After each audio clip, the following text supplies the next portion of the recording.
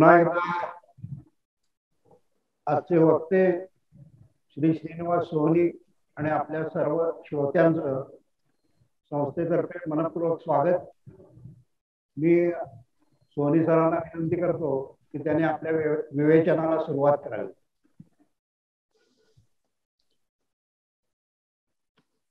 अध्यक्ष महोदय आणि भगिनींनो, आपल्या परत एकदा आभार मानून दुसरा भाग जो आहे तो आपण सुरू करतोय. प्रथम अफगाणिस्तानमध्ये आता आजकाल प्रसार माध्यमातून विशेष करून आयसिस बद्दल खूप चर्चा होते आहे, इस्लामिक स्टेट बद्दल. आणि प्रत्यक्ष आयसिस काय आहे? परवा सुद्धा एक बॉम्बस्फोट झाला, त्यावरनं विशेष करून पाश्चिमात्य प्रसार माध्यमातून आणि पाश्चिमात्य देशाच्या शासनांच्याकडून प्रतिक्रिया बऱ्याच व्यक्त झाल्या. आणि ते पाकिस्तानला बरेच सोयीचं झालेलं आहे, कारण त्यांना एकदा असं आयसिस प्रती लक्ष लोकांचं केंद्रित झाल्यामुळे तालिबानच्या कारवाया काय आहेत त्या थोड्याशा बाजूला करता आल्या. पण आपण या आजच्या कार्यक्रमामध्ये थोडं आयसिस बद्दल मला आपल्याला थोडंसं सांगायचं होतं. तर आयसिस म्हणजे काय आहे? ISIS, Islamic state of Iraq and Shams. Iraq आणि शम्स मध्ये पश्चिमात्य भाग, किंवा इस्लामिक स्टेट ऑफ इराक आणि लेव्हंट, आयसिल, किंवा दाएश सुद्धा म्हणते, किंवा Islamic state of Khorasan. Khorasan म्हणजे तो भाग होता जो अफगाणिस्तान व्हायच्या अगोदर पर्शिया म्हणजे इराणच्या खाली होता. त्यामध्ये मग Afghanistan, Tajikistan, Uzbekistan, Turkmenistan, Kyrgyzstan पर्यंत, आणि इराण थोडासा आर्मेनियाच्या बाजूला, अझरबैजानच्या बाजूला देखील, आणि खाली पाकिस्तानचा जो पश्चिमी भाग आहे, बलुचिस्तान, सिंध पर्यंत देखील त्यांची राजवट होती. खोरासान म्हणून ते संबोधत होते. आयसिस इन खोरासान ही वेगळी अशी एंटिटी आहे असं पाकिस्तान दाखवायचा प्रयत्न करत असतो. प्रत्यक्षात काय आहे? त्याला दुसरं एक नाव आहे, म्हणजे दाएश, दौलत अल इस्लामिया, इस्लामिया. आणि दाएश म्हणजे डाल, अलिफ, ये, शीन असे जे शब्द आहेत. दाएशचा अर्थ जो कुचलणारा असतो, त्या दृष्टीने त्याचे एक ॲक्रोनिम असं आहे. तर हे जे संस्था आहे ती वेगवेगळी नावं असली तरी एकच आहे. आणि विशेष करून हे एकीकडे अल बकर अल बगदादी असे त्यांचे नेते होते किंवा खलिफा होते असं म्हटलं जायचं, आणखी सांगितलं जायचं. आणि त्यांचे उद्देश म्हणजे क्षेत्रीय डॉमिनेशन, टेरिटोरियल कॉन्क्वेस्ट. त्याचबरोबर कुराण शरीफ मध्ये एक असं विजन आहे की एकेवेळी असं मोठं कॉन्फ्लिक्ट, मोठं संग्राम होईल आणि त्याच्यामध्ये मग इस्लामचा विजय होईल. तो विजय दाखवण्याच्या दृष्टीने. तसंच त्याचबरोबर इस्लाम मध्ये जे कुराण शरीफ म्हणजे जे तत्व आहेत, उद्देश आहेत, ती सगळी साधली जातील. आणि त्याचबरोबर बायका मुलांना दास बनवून गनिमत, माल ए गनिमत म्हणजे जे युद्धात जिंकलेला सामग्री असते त्यापैकी त्यांना, आणि इतर जे मुसलमान होत नाहीत त्यांना त्यांच्यावरती जझिया आणि इतर कर लावून त्यांना त्यांच्यावरती अत्याचार करणं, हे सगळं त्याच्यामध्ये संयोजले आहे.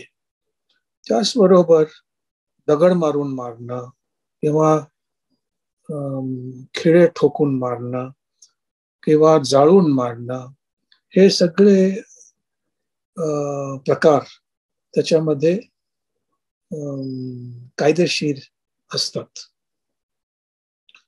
आता दाएशच्या बद्दल किंवा इस्लामिक स्टेट बद्दल, आयसिस बद्दल, आयसिस खोरासान बद्दल त्यांचं एक मासिक आहे. ते अलीकडे बंद केलेलं गेलं होतं, पण एखाद्या वेळेस परत आता सुरू झाले होण्याची शक्यता आहे. त्याचं नाव दाबिक आहे, इलेक्ट्रॉनिक आहे आणि ते आपल्याला ऍक्सेस करता येतं.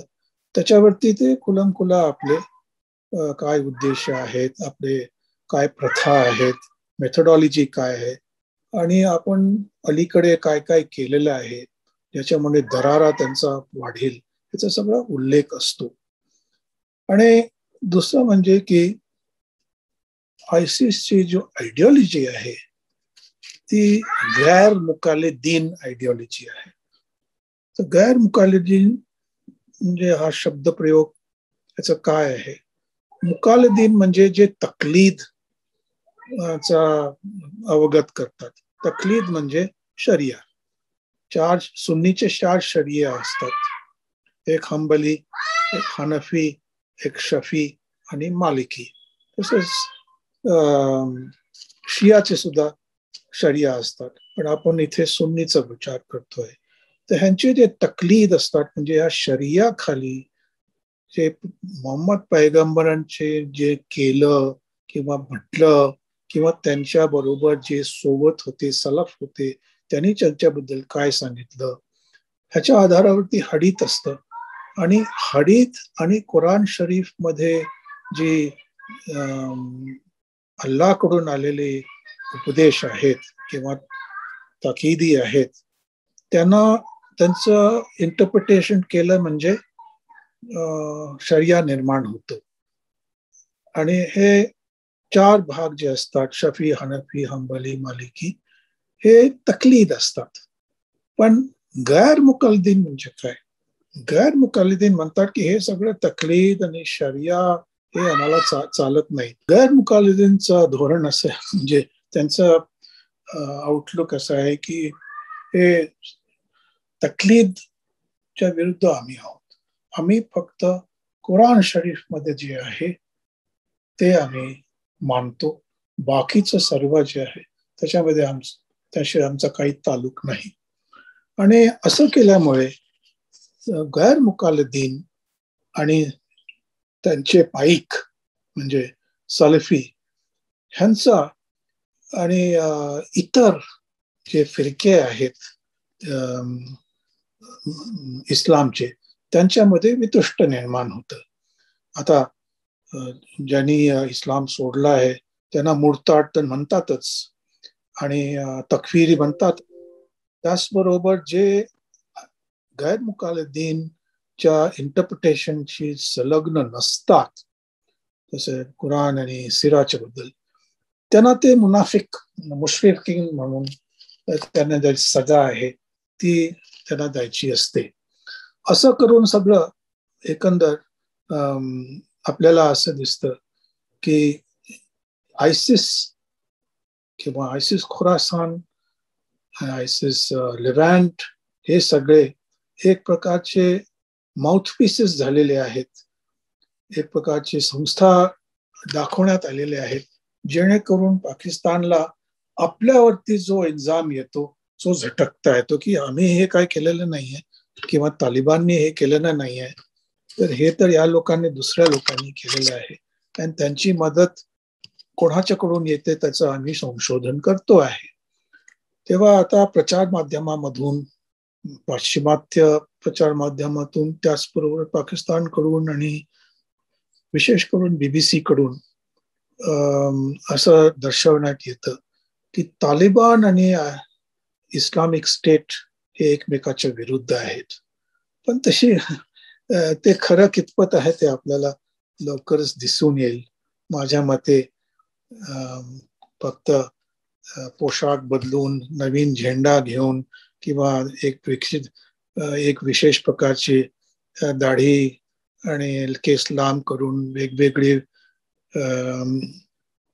पाकुल म्हणतो ती टोपी घालून आणि फेटा बांधण्याचा दुसरा एक तरीका आहे किंवा रंग वापरायचे तिथे असं बोलून जसं आपण एक नाटकामध्ये वेशभूषा करून मंचावरती येतो त्या प्रकारे थोडस आहे. त्याचं आपल्याला लक्षात घेणं आवश्यक आहे. आणि मग अफगाणिस्तानमध्येच का? अफगाणिस्तान मध्येच पाकिस्तानचे हे असं का? कारण इथून त्यांना पॉवर प्रोजेक्शन करता येतं. पॉवर प्रोजेक्शन पूर्ण सेंट्रल एशियामध्ये, वेस्ट एशियामध्ये जिथे इराण आहे आणि इराणच्या वरती प्रेशर आणण्याकरता त्यांना सुन्नी इतर संकुलन जे आहे पश्चिम आशियामधून त्यांना मदत मिळते. फार मोठ्या प्रमाणामध्ये त्यांना मदत मिळते. फक्त त्या तिकडच्या शासनाकडूनच नव्हे तर तिथे ते हायड्रोकार्बन रिच स्टेट्स आहेत त्यांच्या ज्या कंपन्या मोठ्या मोठ्या आहेत त्यांच्याकडून येतं आणि सर्व जगातून त्यांना मोठ्या प्रमाणात पैसा येतो. आणि या क्षेत्रामध्ये जे सर्व क्लॅन्डेस्टाईन ट्रेड्स आहेत, narcotics, slave trade, rare earths, precious metals, precious stones, jewellery, यामध्ये त्यांना डॉमिनेशन करता येतो. त्याचबरोबर आता चीनचं जे प्रभाव वाढण्याचं काम सुरू झालेलं आहे, बॉर्डर रोड्स इनिशिएटिव्ह, ते पश्चिमेकडे जाणं किंवा दक्षिण पश्चिमेकडे खाली येणं, त्याच्याशी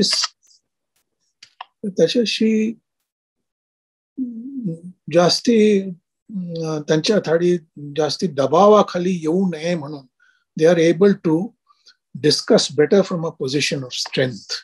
आता पाकिस्तान कर्जबाजारी देश आहे, IMF कडून सुद्धा पैसा आता कमी मिळतोय आणि एकंदरच कर्जबाजारी झालेला आहे. महाराष्ट्राचा GDP पाकिस्तानच्या पेक्षा जास्ती आहे, त्यावरून तो आपल्याला कल्पना करता येते. तर चीनच्या दबावाला रोखायच्या करता किंवा त्याचा सामना करायच्या करता हा भाग आपल्या कंट्रोलमध्ये ठेवणं, आपल्या कब्जामध्ये ठेवलं पाकिस्तानला फार सोयीस्कर जातं. काल सांगितल्याप्रमाणे आता अमू दर्या बेसिन मध्ये एक्सप्लोरेशन चीनच्याकडून चालू आहे आणि परत पुढे जाऊन ताजिकिस्तान, अफगाणिस्तान, पाकिस्तान आणि एखाद्या वेळेस भारतापर्यंत जो प्रोजेक्ट युनोकॉलचा होता तो सुद्धा परत सुरू करायची प्रयास होण्याची शक्यता आहे. तर ह्या भागामध्ये पाकिस्तानचं वर्चस्व असणं अतिशय महत्वाचं झालेलं आहे आणि पाकिस्तान ह्याचा पूर्णपणे फायदा घेतो आहे.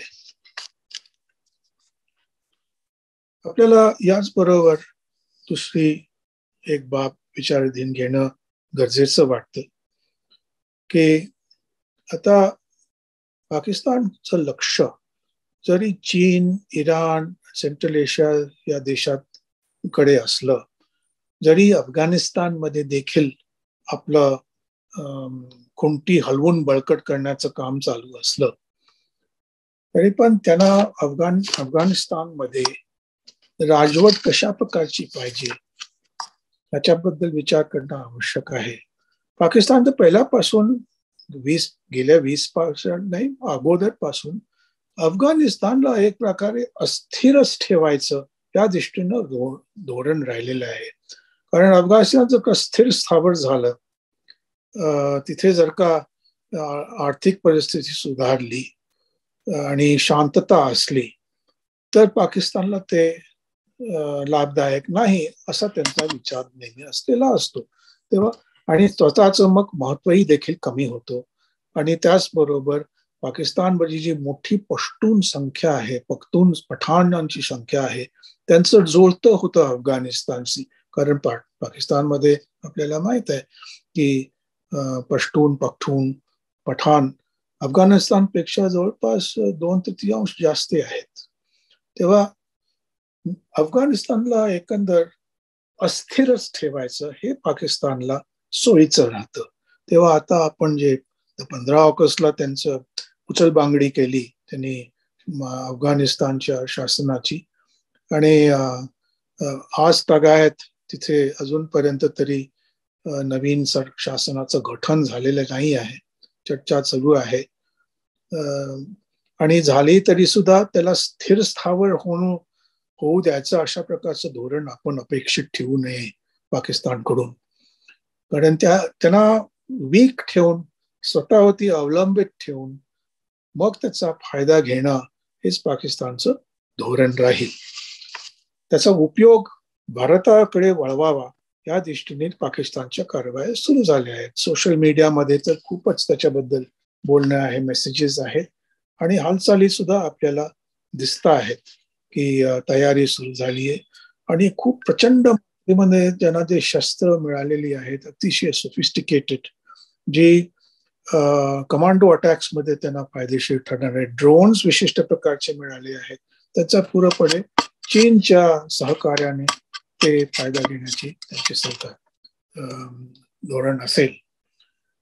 आता पुढच्या महिन्यामध्येच देखील सुमारे 19 तारखेपर्यंत ईद ए मिलादचं आहे, तर तोवर काहीतरी स्पेक्टॅक्युलर असं घडवून आणायचं असा बेत आहे का, याचा संशय आपल्याला यायला लागलेला आहे.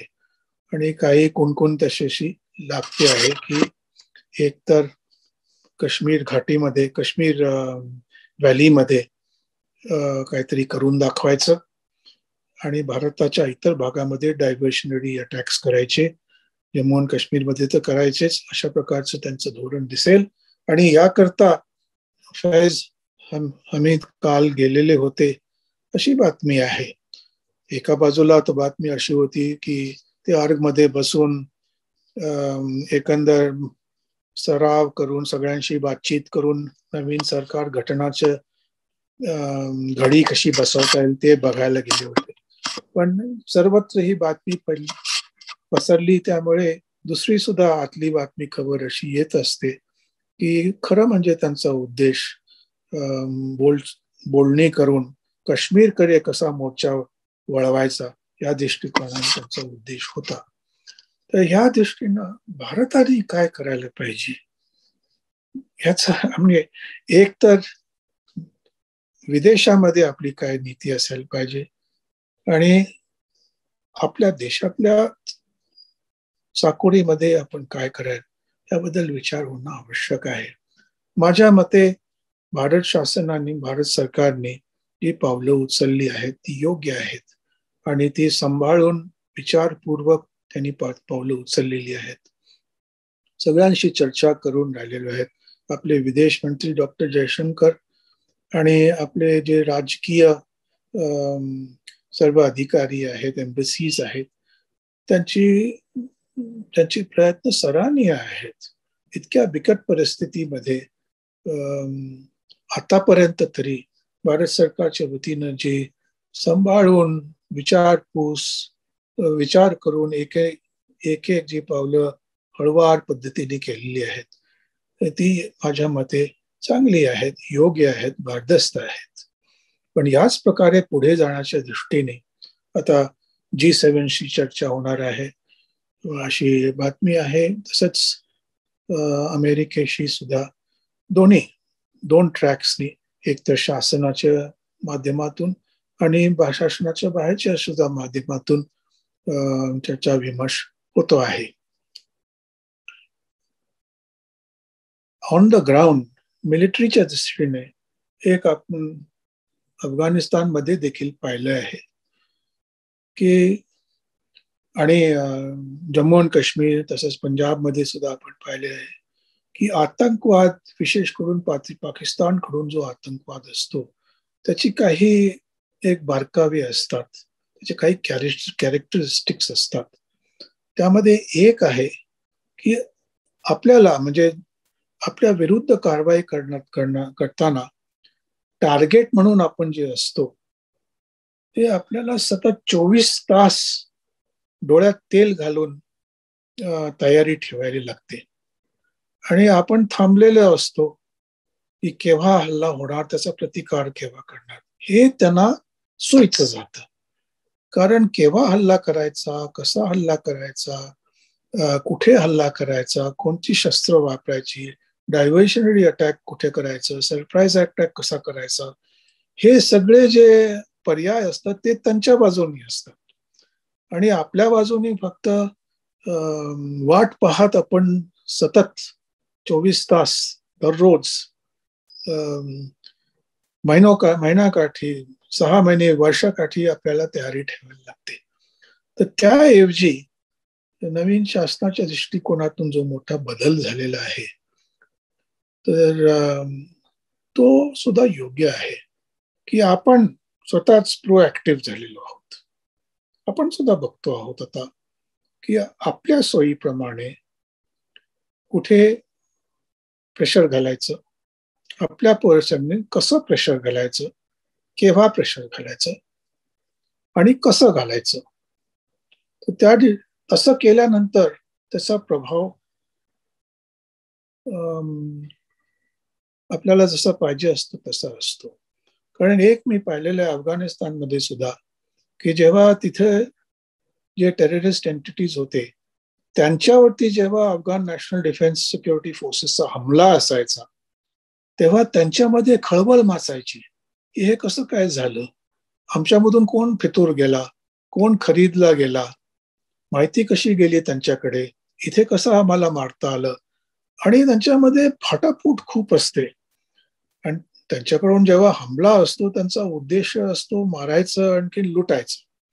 आणि तो जर का उद्देश त्यांचा असफल झाला तर त्यांच्यामध्ये खूप गोंधळलेली परिस्थिती अशी निर्माण होते. हे मी पाहिलेलं आहे. आणि तेव्हा आमचा सल्ला नेहमी असायचा की त्यांच्याकडून आपल्यावरती हल्ला व्हायच्या अगोदर आपण त्यांच्यावरती हल्ला करावा, घाट करून हल्ला करावा. आता छत्रपती शिवाजी महाराजांनी आपलं किती चिमुकलं राज्य होतं, आपलं मुघल साम्राज्याच्या तुलनेमध्ये छोटस राज्य होतं, तरी सुद्धा प्रतिकार करून यशस्वीरित्या तोंड कसं देता आलं, गनिमी कावांच्या मुळे करता आलं. तयारी करून आपण आपल्याकडूनच कुठे कधी कसं हमला करायचा, आश्चर्यचकित कसं करायचं हे ठरवून आपण करत होतो. तर ही स्ट्रॅटेजी उपयोगात आणली तर ते गरजेचं आहे असं दिसून आलेलं आहे. मला एक सांगायचं आहे की हे 20 वर्ष जे झाले त्या 20 वर्षामध्ये प्रचंड मात्रेमध्ये अमेरिकेने काय पाश्चिमात्य देशांनी नेटोमध्ये आयसॅफने खर्च केला. त्याचे आकडेवारी प्रसिद्ध झालेली आहे. त्याचबरोबर किती मनुष्यबळ, किती साधन सामुग्री आणि किती वेळ, किती लोकांना इजा, किती मृत्यू हे सहन केले. पण एक सत्य आहे की बहुतांश हे अनावश्यक होतं. मी सरळपणे एकदा जनरल निकल्सनशी चर्चा करताना हा मुद्दा मांडला होता. But you do not need to really spend even $1 or even post a soldier or even shoot a bullet. तर तिथे कसं काय? I said, well, why do you not impose sanctions? Why do you not impose sanctions? You notify and impose severe sanctions against any entity or individual supporting terrorism in Afghanistan. If you do that, the entity which is supporting terrorism, fueling terrorism, and which is vulnerable to you will immediately be deterred. तर त्यांना अतिशय पटलं ते.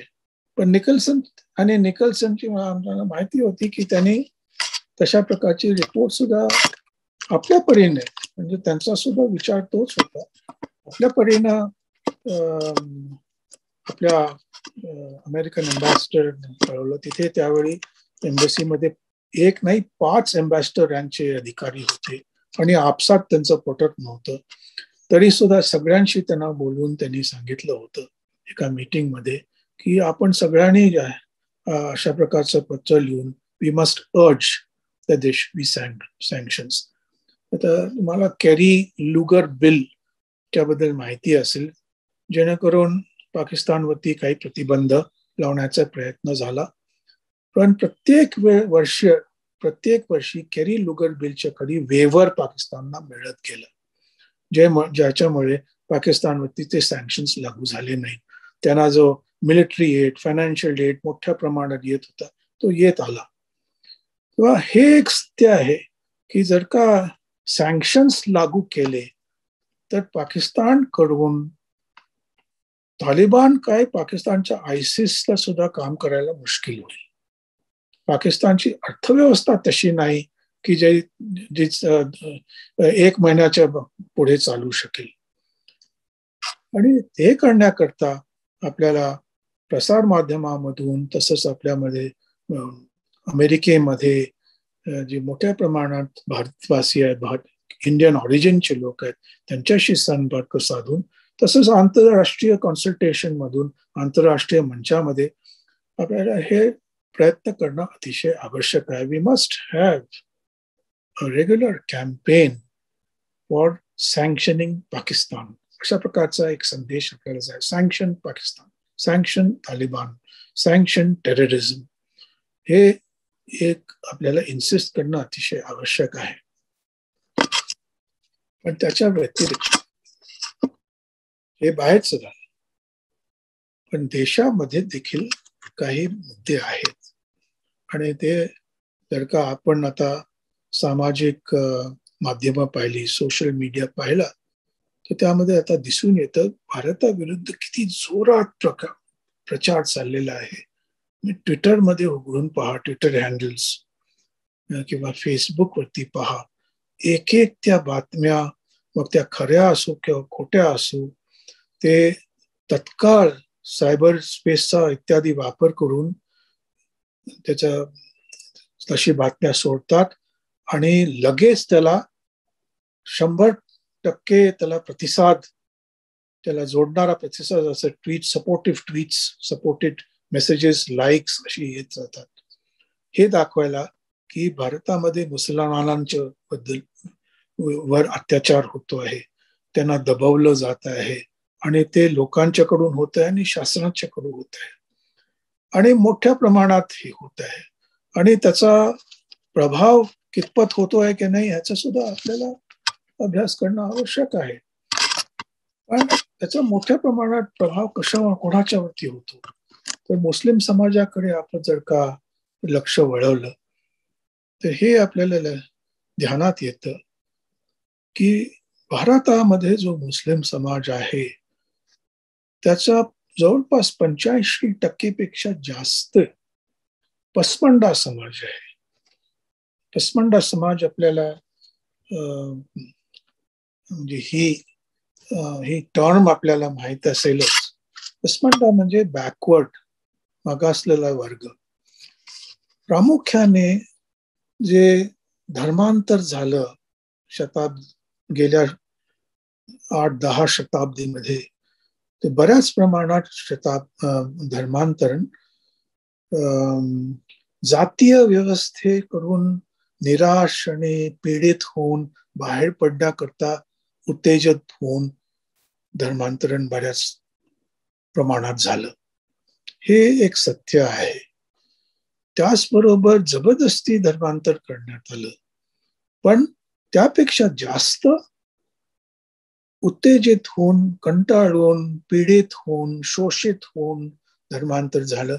अशा प्रकारचं प्रक्रिया शताब्दी मागे शताब्दी होऊन झालेली आहे. हे एक सत्य आहे. मग नेतृत्व जास्ती करून इतके वर्ष मुसलमान समाजाच्या अशरफ मुसलमानांच्याकडून होत गेलं. अशरफ मुसलमान म्हणजे कोण? अशरफ मुसलमान म्हणजे ते जे आपल्याला समजतात की आपण अरब किंवा तुर्की किंवा अफगाण किंवा पर्शियन किंवा उझबेक किंवा किर्गिज किंवा कझाक किंवा मुघल या अँसेस्ट्री मधून पैदा झालो आपण झालो. अशरफचा अर्थ म्हणजे वरिष्ठ, सुपिरियर, आणि त्यांचा जो एकंदर दृष्टिकोन असतो इतरांच्या बद्दल, तो एका म्हणजे त्यांच्याकडे नीच भावाने पाहायचा अशा प्रकारचा होता. अशरफ मुसलमानांच्याच कडून पाकिस्तान मुवमेंट सुरू झाली. अशरफ मुसलमान म्हणजे सय्यद अमसर सय्यद आणि इलियाक अली, जास्ती ज्यांच्याकडे जमीनदार वर्ग, जे सत्ताधारी, हे जास्तीत जास्त अशरफ मुसलमान होते, पसमंडा मुसलमान नव्हते. पसमंडा मुसलमान मध्ये आपल्या पूर्व जे धर्म होते, त्यांचे जे रीती रिवाज होते, ते अजूनही चालू आहे. आता आपण उत्तर प्रदेश, बिहार मध्ये गेलं तर अजून तिथे राखी आणि होळी, लोक कुंकू लावतात, बरेचसे रीतिरिवाज, साम्यता पुष्कळ आहे, म्हणजे बऱ्याच प्रमाणात आहे. तर अशरफ आणि पसमंडा ह्यांच्यामध्ये जो मोठा फरक आहे, ह्याचं भारतीय जे बुद्धिजीवी वर्ग आहे त्यांनी थोडं अध्ययन करणं आवश्यक आहे. आणि अशरफ, सगळेच अशरफ नाही, अशरफामध्ये काही एक भाग जो आहे त्याने पसमंडा मुसलमानांचा वरती जे वर्चस्व पहिल्यापासून आलेले आहे ते बळकट करून त्यांना एक्सप्लॉयटेशन कसं करून गेलं, ते एकंदर जो मुसलमान संख्या आहे ती आपण पुढे करून त्या वजनाचा उपयोग करणं, कन्सेशन्स घेणं आणि त्यांचं रिप्रेझेंटेशन आपणच करणं, त्यांच्यावरती मग वर्चस्व लावणं, ह्या अशा प्रकारचं झालेलं आहे. आणि त्यामुळे पसमंडा मुसलमान जे पुष्कळ प्रमाणामधून प्राचीन धर्मांच्या करून इस्लामकडे वळले, तिच्यावर जाऊन एके प्रकारे from the frying pan into the fire पडल्यासारखं झाली, त्यांची अवस्था झालेली आहे. तर तिथे जी कुचंबणा आहे, तिथे जो त्यांचं उत्पीडन आहे, हे आपण लक्षात घेणं आवश्यक आहे. आता ट्रिपल तलाकचा जो विषय होता, ट्रिपल तलाकचा लाभ खूप प्रमाणात पसमंडा मुसलमानांना झालेला आहे. आणि पसमंडा मुसलमान समाजामध्ये आता जागरूकता निर्माण झाली आहे की आमचं शोषण कसं केलं जातं अशरफांच्याकडून. तर त्याच्याकडे आपण वळणं, त्यांच्याकडे मदतीचा हात देणं, त्यांचे प्रश्न बहुजन समाजाने सुद्धा उचलून घेणं, सहानुभूती पूर्ण त्यांना मदत करणं, त्यांच्याशी सहकार्य करणं, हे अतिशय आवश्यक आहे. आणि त्याचे आता आणखीनच आवश्यक आहे, कारण बाहेरून त्यांच्यावरती प्रसार माध्यमांचा काय प्रभाव होतो हे आपण लक्षात घेऊन त्यांची दिशाभूल होऊ नये, उलट त्यांना योग्य दिशा दाखवली जावी, त्यांना योग्य मदत आणि वेगवेगळं मार्गदर्शन व्हावं, सपोर्ट व्हावा, त्यांच्या आपण आधारस्तंभ व्हावं, हे दाखवणं अतिशय गरजेचं झालं आहे. आता मी काही प्रश्न जे रोहनने मला कळवले त्याकडे वळतो. रोहनने मला 3 प्रश्न विचारले होते, ते व्हॉट्सअपवरनं, कारण ते आपल्या मनात असावेत म्हणून त्यांनी मला कळवले होते. एक, तालिबानच्या वाढत्या प्रभावाला अमेरिका किती प्रमाणात जबाबदार आहे? तालिबानच्या वाढत्या प्रभावाला अमेरिका किती प्रमाणात जबाबदार आहे? दुसरं, अमेरिका जमिनी युद्धात अपयशी का ठरतो? आणि तिसरं, अमेरिकेचे अपयशाचा फायदा चीन कसा घेऊ शकतो? एक एक करून मी उत्तर द्यायचा प्रयत्न करतो. तालिबानच्या प्रभावाला अमेरिकाच्या सुरुवातीपासून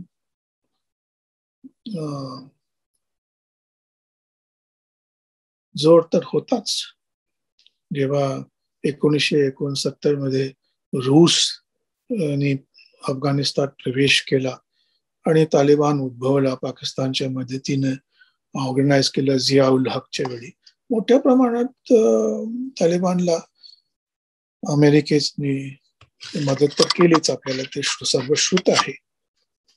पण सोव्हिएत युनियन अफगाणिस्तान गेल्यानंतर देखील ती मदत चालू ठेवली. अमेरिकाने मदत केली, बंद केली, पण त्याचबरोबर पाकिस्तानला तर मदत चालू केली. आणि पाकिस्तानला, तालिबानला मदत होत आहे हे पूर्णपणे अमेरिकेला माहीत होतं. आणि मोठ्या प्रमाणात अमेरिकेने वॉर्सॉ पॅक्ट कंट्रीज कडून शस्त्र घेऊन, सेकंड हँड शस्त्र घेऊन पाकिस्तानला दिली, जी पाकिस्तानने तालिबानला दिली आणि ती चालू ठेवली. तेव्हा हेच तर आपल्याला माहीतच आहे.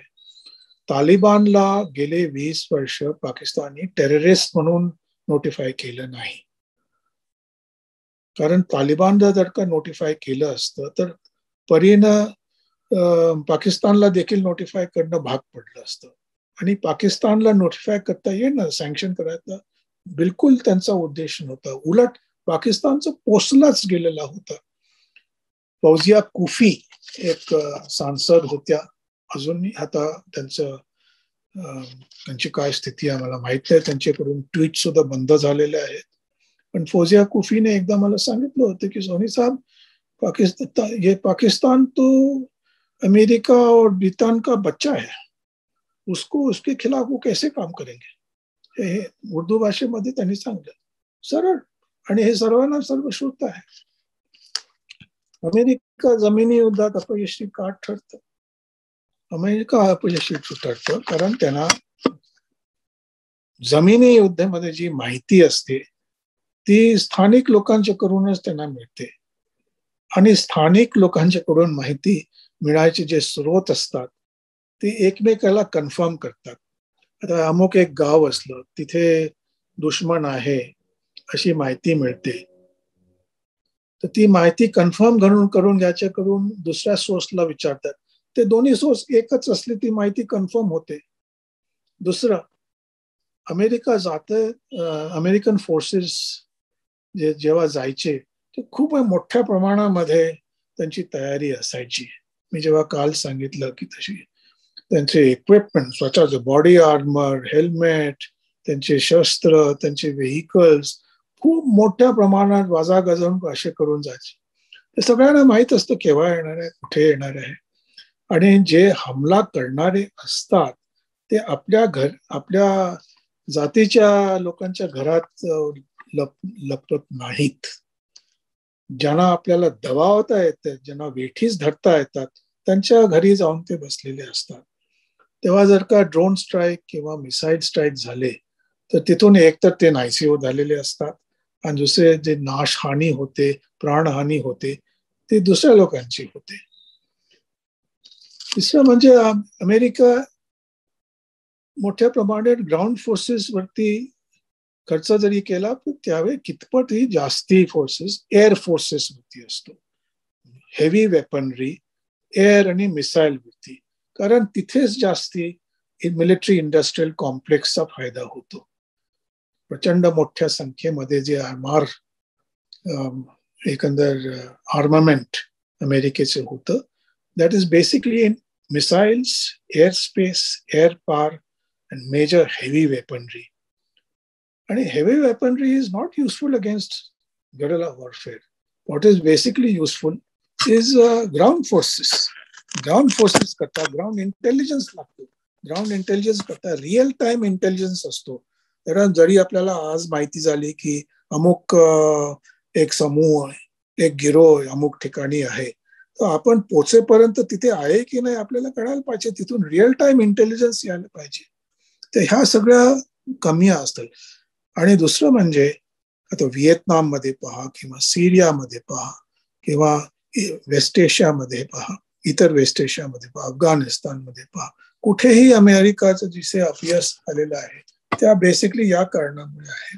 The enemy was always 2 steps ahead and ground forces.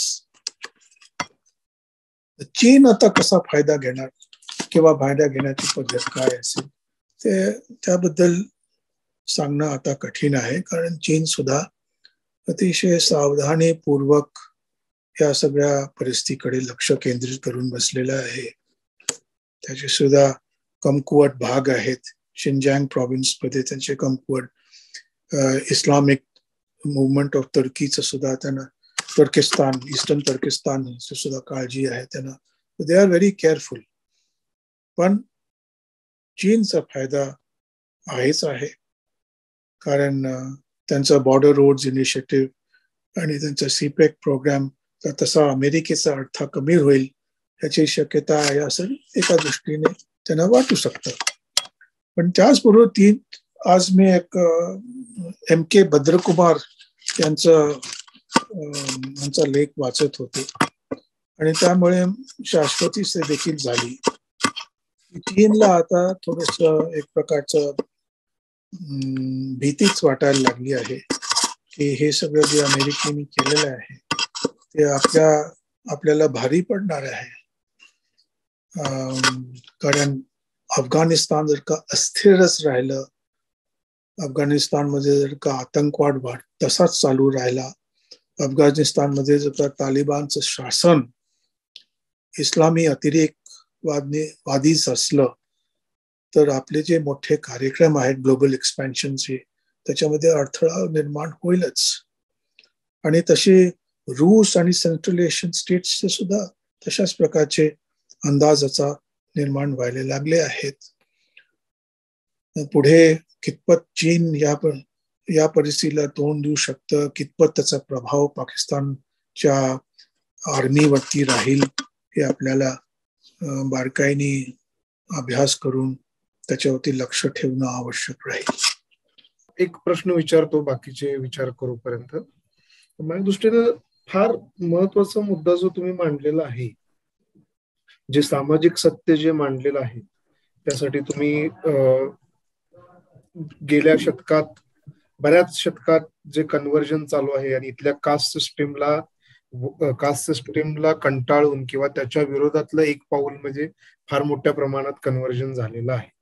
हा जो मुद्दा आहे तो इतका महत्वाचा आहे की आत्ताची सध्याची सामाजिक परिस्थिती बघता काही म्हणजे धर्म एखाद्या माणसाला कितपत फॅनॅटिक बनवतो हे आपण तालिबानमध्ये बघतो, पाकिस्तानमध्ये बघतो आणि बऱ्याच ठिकाणी बघतो. आता भारतातल्या राईट विंगची जर परिस्थिती बघता, काही त्यातले जे फॅनॅटिक आहे ते बघता आणि माध्यमांचा असणारा पाठिंबा त्यांना बघता, तालिबानकडं जाणाऱ्या लोकांचा तालिबान विषयी असणारी सहानुभूती वाढण्याचा कितपत धोका आहे आणि त्यासाठी इथलं राईट विंग पॉलिटिक्स किती धोकादायक आहे? राईट विंग पॉलिटिक्स आता बजरंग दल आणि अशा प्रकारचे जे काय आहेत त्यांचा तर जबाबदारी तर आहेच आहे. आता कोणी जर का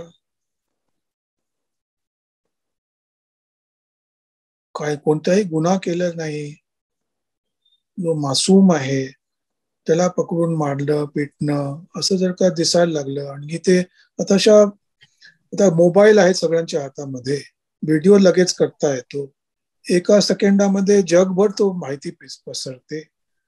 ट्विट वरती घातलं, फेसबुक वरती घातलं तर सगळीकडे पसरते. तर त्याचा प्रभाव तो होतोच होतो. कधी चुकून कोणाला गैरसमज होऊन भांडण तंटा झाला तर त्याला आपल्याला पाहिजे तसा कल द्यायला इतकं सोपं झालेलं आहे. आणि खरंच तसं घडत असलं तर त्याचा फार वाईट परिणाम होतो.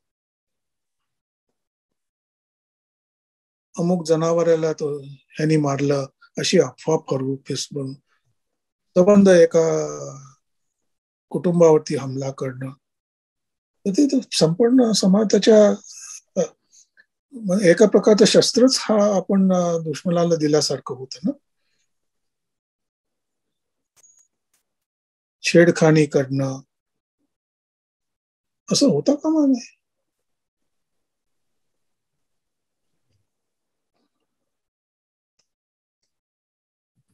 छत्रपती शिवाजी महाराजांचा हुकूम होता, महिलांचा अपमान केला तर कठोर दंड होता.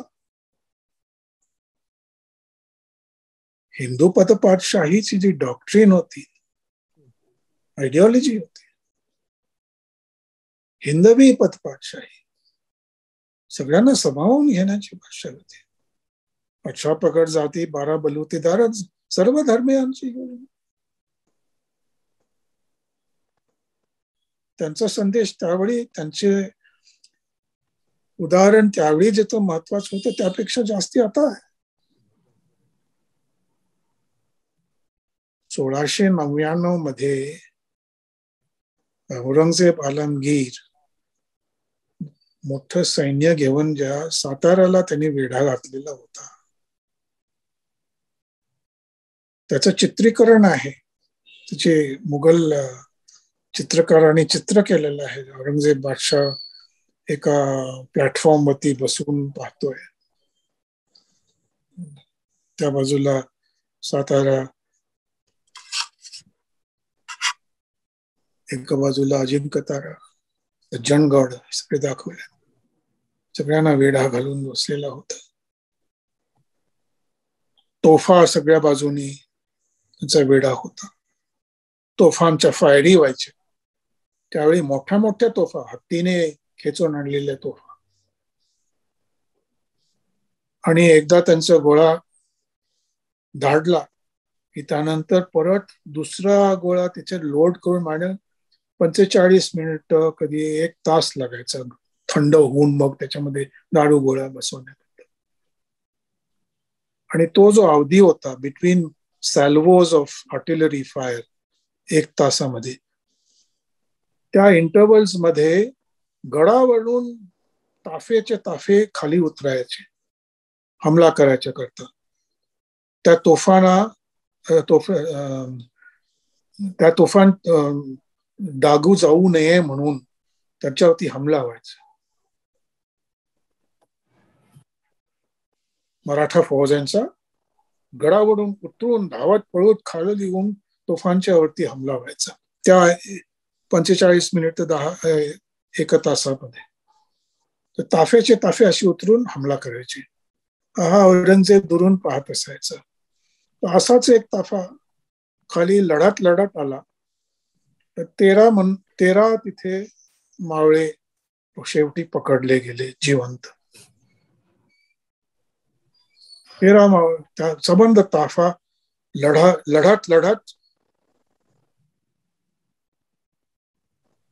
आपलं लढत मायात मारले. त्यापैकी 13 जखमी असे मावळे पकडले गेले. औरंगजेबाने बोलावलं, त्यांना हुकूम करून जवळ बोलवलं, नावं विचारली त्यांच्याकडून. नावं विचारल्यानंतर त्यांना असं कळलं की त्या 13 पैकी 4 जण मुसलमान होते. मग त्याने विचारलं, सुन्नी आहे का शिया आहे? तो निघाल की सुन्नी आहे. 3 सुन्नी आहे, 1 शिया होता. तो इतका आश्चर्यचकित झाला की त्याने रुकात आलमगिरी हे जे पत्र होते, त्यांनी आपल्या मुलाला मुअज्जम त्याला पत्र लिहिताना ह्याच्याबद्दल कळवलं. आणि त्यावेळी त्याला हे समजून चुकलं की आपल्या विरुद्ध हे जे संग्राम चालू आहे हा आपल्या नंतरही चालू राहणार. औरंगजेब बादशहाची शेवटची पत्र वाचनीय आहेत. त्याला ते कळून चुकलं होतं की आपल्या नंतर, जसं लुई द 14 मध्ये म्हटले होते आपरे मुआ डिल्यूज, तसंच औरंगजेबाला वाटलं होतं की आपल्या नंतर हे मोठी राजवट आपली मुघलई सल्तनत त्याचा खात्मा होणार आहे. का तर छत्रपती शिवाजी जे 1680 मध्ये त्यांचा स्वर्गवास झाला महाराजांचा, तर आणि हा आलमगीर 1707 पर्यंत जगला. छत्रपती शिवाजी महाराजांचं स्वर्गवासानंतर 1.5 वर्ष 2 वर्ष बादशाह दखनीत आला नाही. भीती होती त्याच्या मनामध्ये की केव्हा काय हमला करेल, खरं आहे का खोटं आहे. खरंच ते त्याला ते कळून चुकलं होतं की आपल्या पुढे तो चळवळ निर्माण झालेली आहे. ती एवढी शक्तिशाली आहे, कारण सर्व समाज त्याच्यामध्ये आहे. भारतामध्ये तेच व्हायला पाहिजे. हिंदवी पदपातशाही, हिंदवी स्वराज्याची भावना होती, संकल्पना होती, जे केंद्र त्याच्यामध्ये कल्पना होती, त्याचा जो जीव होता तो जागृत करणं आता आवश्यक आहे. त्याच्याकरता हालचाली व्हायला पाहिजे. बुद्धिजीवी वर्गाने त्याच्यामध्ये पुढाकार घेणं अतिशय आवश्यक आहे. आणि जो शोषित समाज आहे, दबलेला आहे, रंजलेला आहे, गांजलेला आहे, त्यांना मदत करण्याचा, मैत्री भावना मदत करण्याचा, त्यांचं जे we must go more than half the way. We must set an example for the world. ते उदाहरण आपलं, आणि हे महाराष्ट्राकडून झालं पाहिजे. महाराष्ट्रातूनच सर्व निर्माण झालं पाहिजे. आपल्याला वाटतं ना, सहमत आहात ना? नाना, दुसरा प्रश्न घ्यायचा का? हे तालिबानचं जे संकट आहे ते इतक्या लवकर येईल असं भारत सरकारचं यामध्ये इंटेलिजन्स फेल्युअर आहे काय?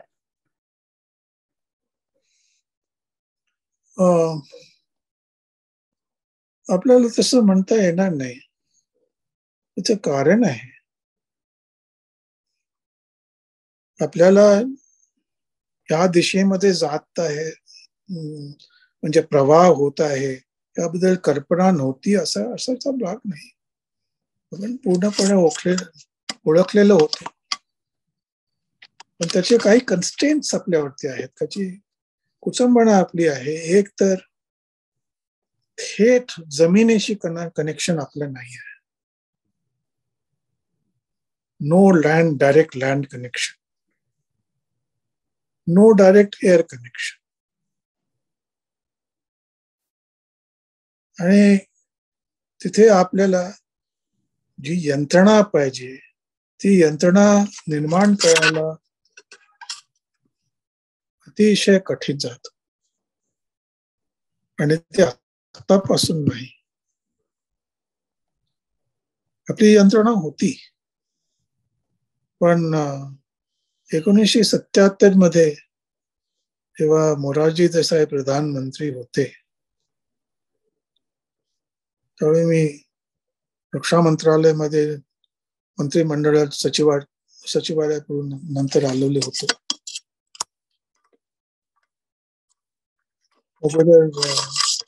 मंत्रिमंडळ सचिवालयामध्ये RNAW मध्ये असताना तिथून इकडे याची बोलणं झाली.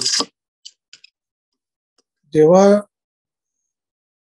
जनता राज्य आलं, मोरारजी प्रधानमंत्री झाले, ते एक प्रकारचे गांधीवादी होते. त्यांनी रामनाथ कौरना बोलवून विचारलं, थेट विचारलं की हे तुमचा त्यावेळी खर्च 68 कोटी होता 1977 मध्ये रिसर्च अँड अनालिसिस विंग मध्ये, बाहेरही आपल्या इंटेलिजन्स करता. तर मोरारजीने विचारलं की 68, why do you need 68 crores? तेव्हा त्यांना सांगावं लागलं की हा आपला मोठा देश आहे, आपल्या भोवताली काय चाललंय याबद्दल आपल्याला माहिती असणं आवश्यक आहे. त्यांनी we believe in non violence असं म्हणून सांगितलं. ते 68 कोटी रुपये त्याच्यामध्ये त्यांनी घट केली. बरेचसे अधिकारी त्याच्यामधून कमी केले. रामनाथ कौरना राजीनामा द्यावा लागला, त्यानंतर शंकरन नायरना राजीनामा द्यावा लागला. बऱ्याच लोकांना तिथून बदल्या केल्या गेल्या. 77 ते 80 या 3 वर्षामध्ये आपल्या एक्सटर्नल इंटेलिजन्स सर्व्हिसला जितका प्रचंड नुकसान झालं ते अवर्णनीय आहे. कारण अधिकारी जाणे एक बाब आहे, पण आपले जे बातमीदार आहे, आपली जी यंत्रणा आहे, त्याची उभारणी करायला खूप बराच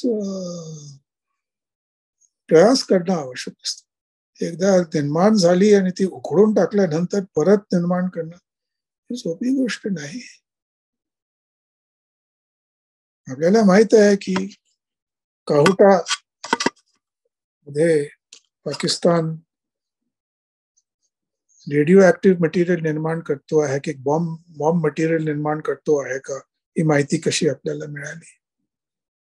ती RNAWच्या लोकांनी यंत्रणांमधून आपण घेतली होती. कवटामध्ये संबंध कॉम्प्लेक्स ची तटबंदी होती.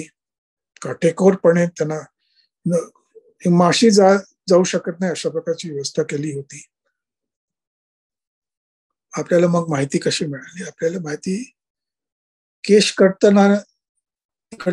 कर्तनालयांच्याकडून मिळाली. कारण तिचे जे अधिकारी, तिचे जे पर्सनल होते, ते केश कर्तनालयामध्ये जायचे. तिकडचे बार्बर्सने त्याचे सॅम्पल्स आपल्याला दिले. ते पोस्टाने पाठवले. त्याचं आपण अनालाइज करून त्याची रेडिओ ऍक्टिव्हिटी लेवल चेक केली. आणि मग आपल्याला कळते की युरेनियम एनरिचमेंट कोणत्या पातळीवरती होत आहे. पण त्यानंतर काय झालं? जेव्हा प्रधानमंत्रींना कळवायला आलं, मोरारजी देसाईंना कळवायला आलं की Pakistan is enriching uranium to bomb making capacity, तर त्यांनी त्यावेळी हॉटलाईन एस्टॅब्लिश झाली होती. त्यांनी फोन उचलून झियाला डायरेक्ट फोन केला. And what are you doing in Kahuta असा प्रश्न विचारला. तर त्यांच्याकडून ते उत्तर, हो sir, we have a peaceful program. We are not doing anything. I assure you. I swear on the Quran Sharif. त्यांनी कुराण चक्क समोर ठेवून त्याला कळवलं की आम्ही I have sworn an oath on the Quran Sharif. त्यानंतर त्यांनी पथक पाठवून सगळ्या लोकांना पकडून त्यांना छळ करून मारलं. आणि दुसरं त्यांनी केलं, तसंच एक दुसरा कार्यक्रम होता. इस्रायलला त्याच्याबद्दल माहिती होती की हे असं चाललेलं आहे. कुशक 1 कुशक 2 मध्ये इस्रायलने आपल्याकडे एक प्रस्ताव केला. मोशे दयान आले होते आपल्याकडे. त्यांचा प्रस्ताव होता की आम्ही आमचे जहाज, विमान कवायतीच्या रूपाने, प्रॅक्टिस रूपाने बिकानेर आणि जैसलमेर पर्यंत पाठवून परत आणत जाऊ. तुम्हाला काय करणार? फक्त it will be shown as sorties, practice sorties, training sorties. आणि त्या कवायत्या सुरू करून we will have a program like that. पण एक दिवशी आम्ही परत न जाता आम्ही will go and bomb this facilities and go away. त्यांनी इराणमध्ये तसं केलं होतं, सिरियामध्ये सुद्धा केलं होतं.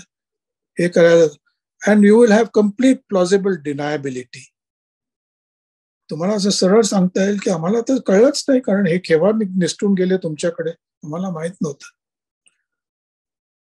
पण ह्याची बातमी सुद्धा पाकिस्तानला दिली गेली. मग झियाउल नक्की काय केलं?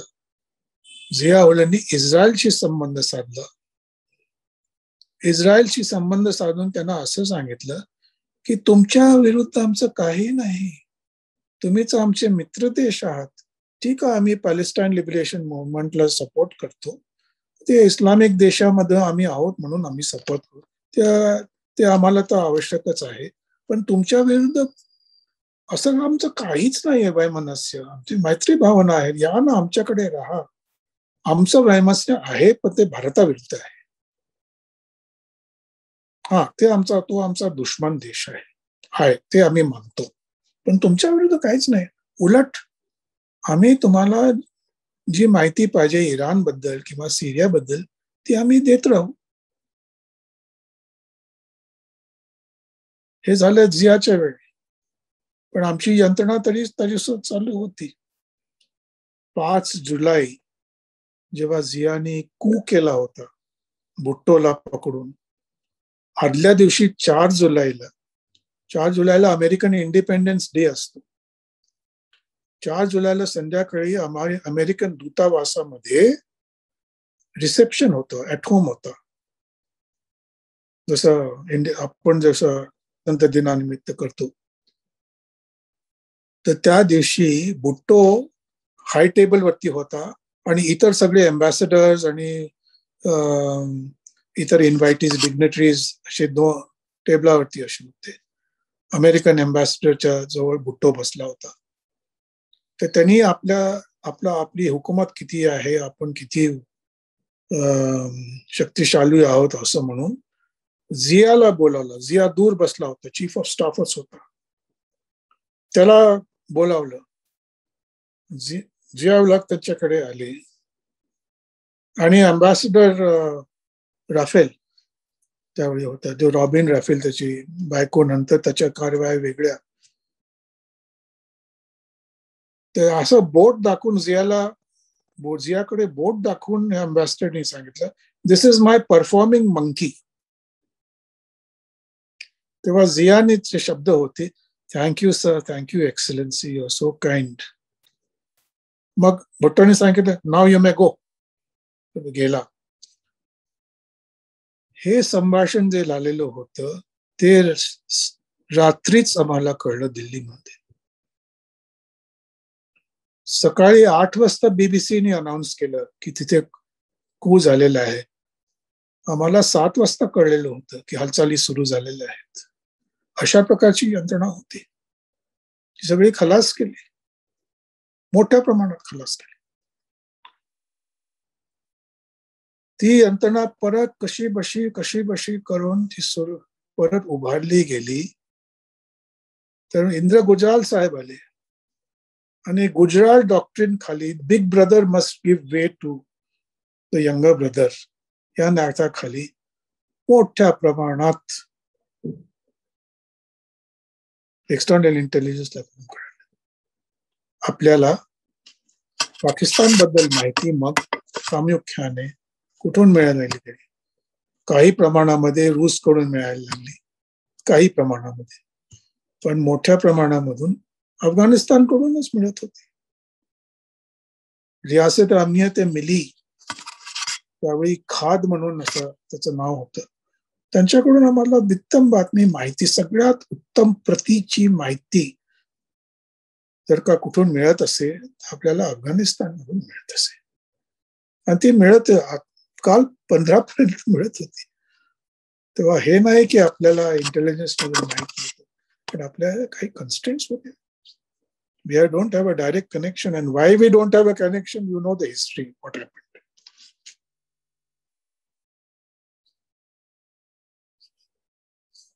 त्याला आपल्याला 1948 पर्यंत जायला लागेल.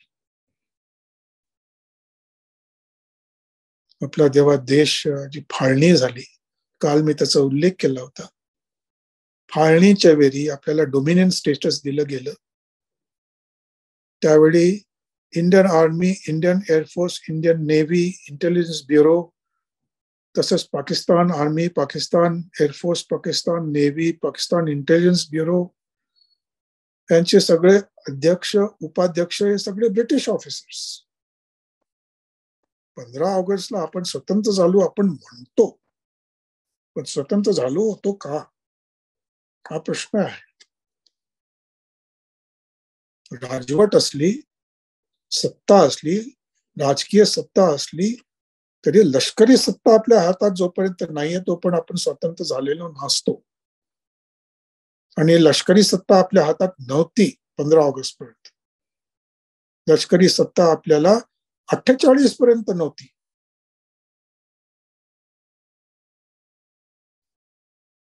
काश्मीर कॉन्फ्लिक्ट झालं तर त्यावेळी जी कमिटी निर्माण झाली त्याचा अध्यक्ष म्हणून माउंटबॅटनला निमंत्रित केलं गेलं. ऑकेनलेक त्यावेळी सुप्रीम कमांडर होते. तिकडे ग्रेसी,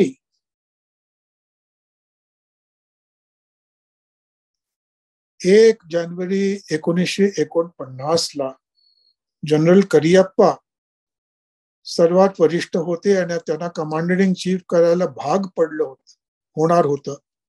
15 जानेवारीला ते सक्सीड होणार होते, म्हणून 1 जानेवारीला सीजफायर डिक्लेअर झाला.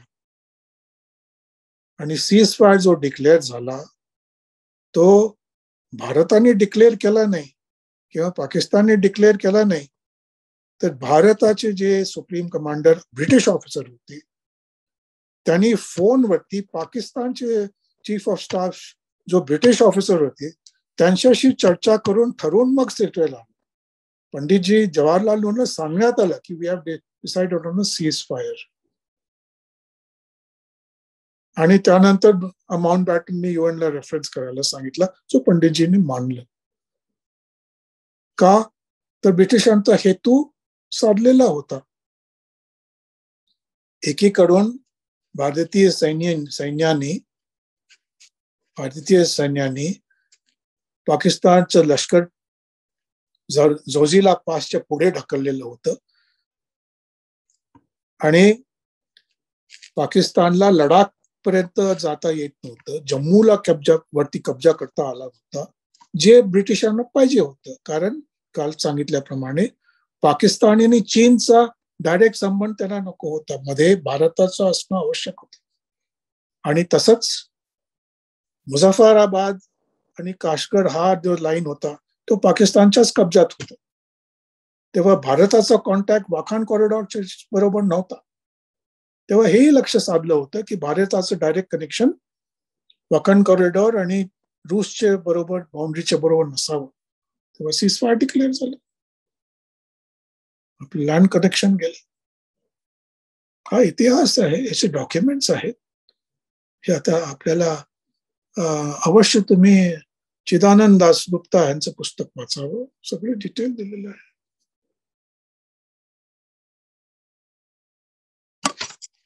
जे सॅक्रिफाईस शहीद म्हणतो ना आपण, जे शहीद झालेले आहेत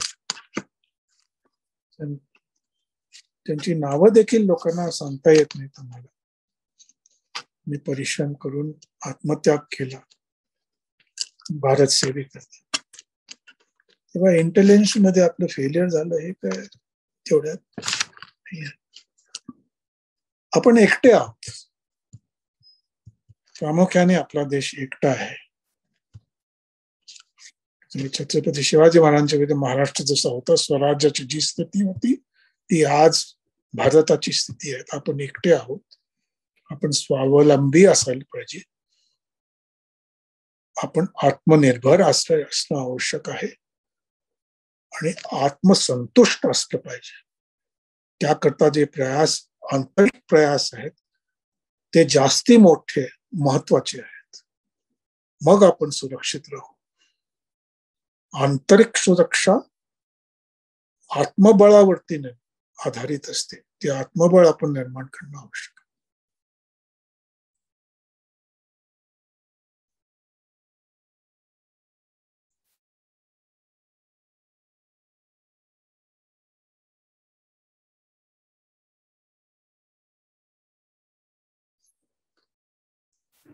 प्रश्न आहेत का कोणाचे?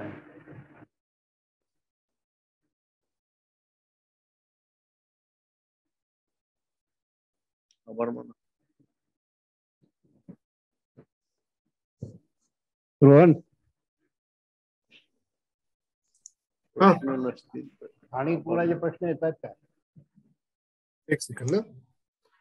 चॅटबॉक्स मध्ये एक प्रश्न आहे. मकरंद देशपांडे विचारतायत, मुस्लिम समाज राष्ट्रीय प्रवाहात येण्यासाठी काय प्रयत्न केले पाहिजे आणि हे शक्य आहे का? निश्चित शक्य, निश्चित शक्य आहे.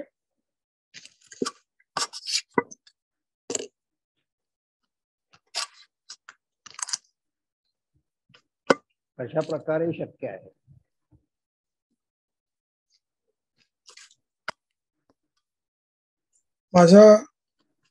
माझं सबमिशन आहे की माध्यमांचा खूप मोठा त्याच्यामध्ये भाग आहे.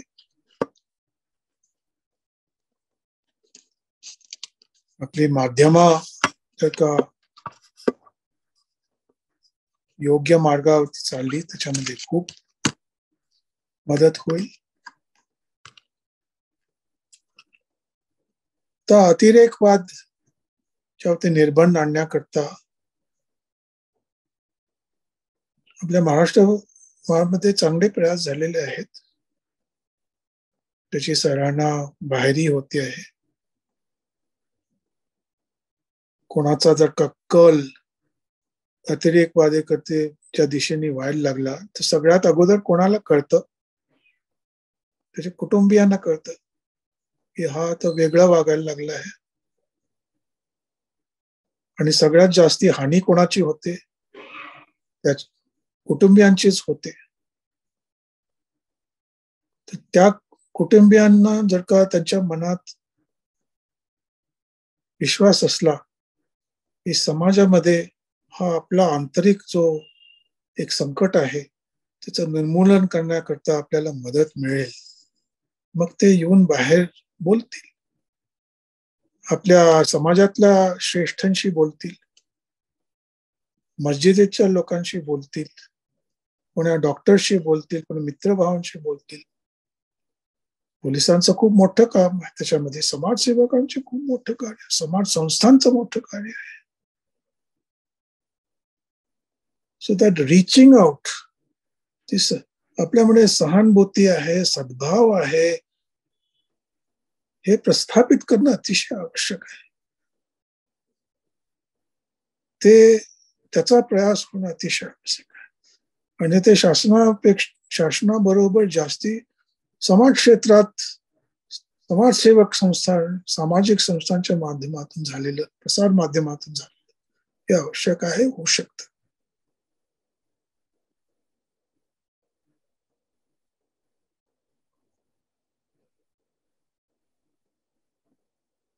असं मताचं मी आहे.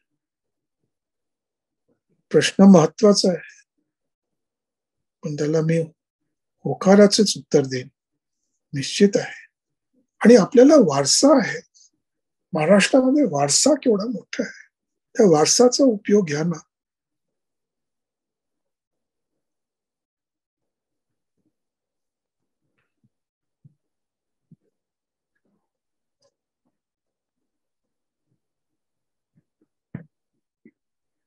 अजून एक प्रश्न आलाय, घेऊया? घ्या जरूर. प्रश्न इंग्लिश मध्ये आहे. Will Taliban use biological weapons and will get support from China for the same? हे कोणी विचारलं प्रश्न? नाव त्यांचं नाही, कृपया नाव सांगाल का? कारण नोकिया 8.1 असं येतं. कृपया नाव सांगाल का? इंग्लिश मध्ये विचारा, म्हणजे विचार. हा,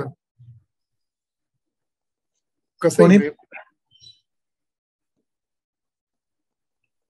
डिस्प्लेवर नाव येत नाहीये त्यांचं. It's interesting. It's an interesting question. It's a hypothetical question. The point is the Taliban has not declared any restrictions on itself. The Taliban is sophisticated, has sophisticated guidance. It has learned a lot in the last 20 years. It is in a position to use all the methods, all the systems, all available weapons at its accessible. If biological weapon come into their hands, they themselves would not restrict themselves if they feel it is to their advantage to use it.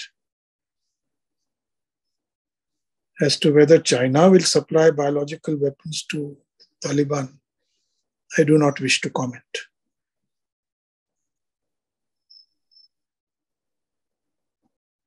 Conclude करायच्या आधी मी एक छोटासा प्रश्न विचारतो की तालिबानची आपलं सरकार म्हणून कसं वर्तन असावं याबद्दल तुम्ही सरकारला काय सल्ला द्याल? रोहन जरा सांगता का? मला नीट ऐकू आलं ना त्यांचं. तालिबानशी डील करताना भारत सरकारनं कसं डील करावं आणि तुम्ही भारत सरकारला काय सल्ला द्याल?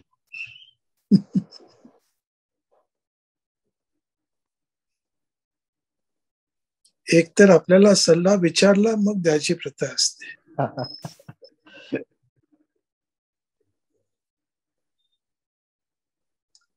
भारत सरकार बारदस्तपणे पाऊल उचलतेत, मोजून मापून राजकीय आणि इतर परिस्थिती हाताळते असं माझा विश्वास. दोहामध्ये जी चर्चा झाली ती व्यवस्थित झाली. तालिबानच्या कडून सुद्धा आपल्याला संदेश येत जातात. संबंध विषय अतिशय नाजूक आहे.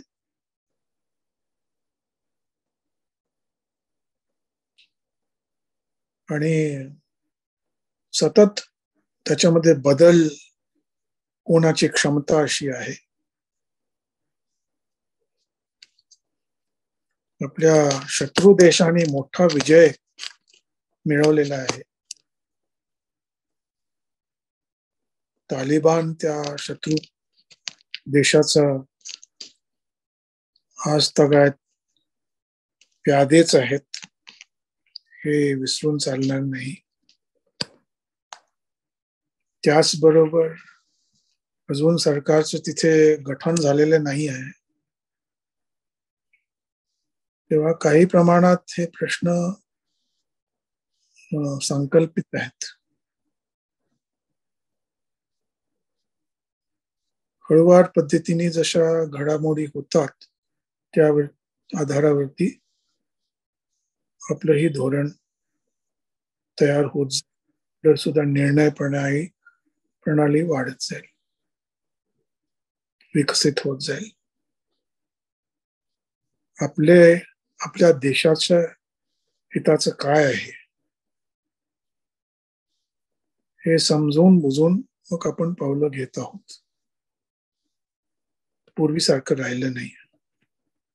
तालिबानने सांगितलेलं आहे की मोहम्मद पैगंबर इस्लामी पद्धती, त्याच्यामध्ये त्यांचे रीतिरिवाज, खूप मोठा इतिहास आहे. Foreign relations under Islamic government, how to deal with enemies, how to deal with friends, how to deal with neutrals, असे सगळे प्रेसिडेंट्स आहेत. मोठा इतिहास त्यांच्या हाताशी आहे.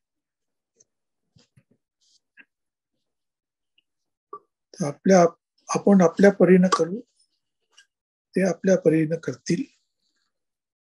जिथे जे आपले हिताचं आहेत ते आपण सांभाळू. धन्यवाद. आतापर्यंत जवळजवळ तास दीड तास आपल्याला विस्तृत प्रमाणामध्ये विषय समजलाय. आणखी त्यावेळेस प्रश्नोत्तर पण छान झाली आणि आपल्याला नेमकी माहिती जी काय पाहिजे होती ती सोनी सरांनी अतिशय सोप्या भाषेमध्ये, सर्वसामान्य श्रोत्यांना कळेल अशा भाषेमध्ये आपल्याला सांगितलेली आहे. मी संस्थेतर्फे अतिशय मनापासून त्यांचे आभार मानतो आणि वारंवार आम्हाला संधी द्या तुमचं व्याख्यान ठेवायची अशी विनंती करतो. आणि या व्याख्यानमालेचे पहिले 2 पुष्प सादर करण्यासाठी म्हणून आम्हाला अनेक लोकांची मदत झाली. त्यामध्ये रोहन चौधरींचा उल्लेख मी जास्त प्रामुख्याने करेन, कारण त्यांनी हे सगळं घडवून आणलं. त्याबद्दल संस्थेतर्फे त्यांचे आभार. आणि सगळ्यात महत्त्वाचं म्हणजे प्रसाद दीक्षित यांनी आपल्याला सगळी यंत्रणा उभी करून दिली आणि अतिशय चांगल्या पद्धतीनं कार्यक्रम श्रोत्यांपर्यंत पोहोचला. त्याबद्दल सगळ्यांचे, प्रसाद दीक्षित यांच्या टीमचे मी आभार मानतो. आणि या चर्चेमध्ये म्हणा किंवा या व्याख्यानाशी जोडले गेलेले सर्व जे श्रोते आहेत त्यांना पण सर्वांना धन्यवाद देतो आणि थांबतो. माझ्याकडून नमस्कार स्वीकारावा. धन्यवाद. आपण